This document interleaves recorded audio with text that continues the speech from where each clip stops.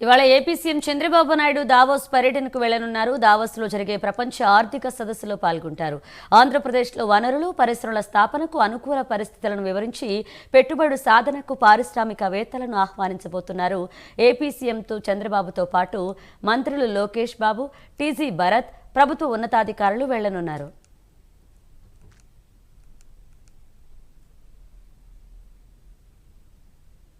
దావోస్లో 4 రోజుల పాటు పారిశ్రామికవేత్తలకు ఆంధ్రప్రదేశ్ స్థితిగతులపై ప్రత్యేక పవర్ పాయింట్ ప్రజెంటేషన్ ఇచ్చి ఔత్సాహిక పారిశ్రామికవేత్తలను ప్రోత్సహించేందుకు సన్నాహకాలు చేస్తున్నారు.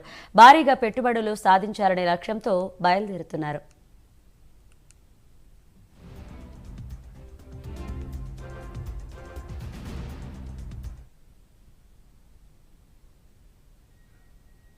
దేశంలో నెలకొన్న పరిస్థితులకు అనుగుణంగా ఉత్పాదక సంస్థల ఏర్పాటుతో ఆర్థిక ప్రగతి సాధించాలని సంకల్పించారు.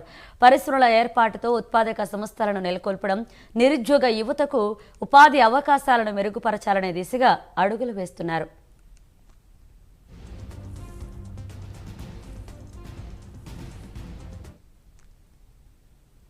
సాయంత్రం 4 గంటలకు గన్నవరం ఎయిర్పోర్ట్ నుంచి బయలుదేరి ముందుగా ఢిల్లీ చేరుకుంటారు.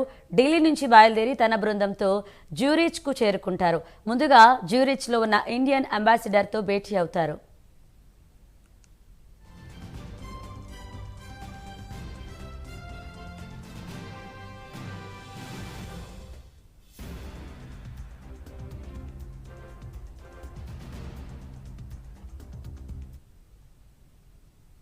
అక్కడ నుంచి 4 గంటల పాటు రోడ్డు మార్గంలో ప్రయాణించి దావోస్ చేరుకుంటారు.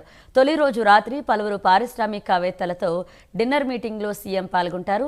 తర్వాత Arcelor Mittal executive chairman Lakshmi మిట్టల్తో ప్రత్యేక సమావేశంలో పాల్గొంటారు. తొలి రోజు సమావేశాలు ముగించుకుని హోటల్కు చేరుకుంటారు.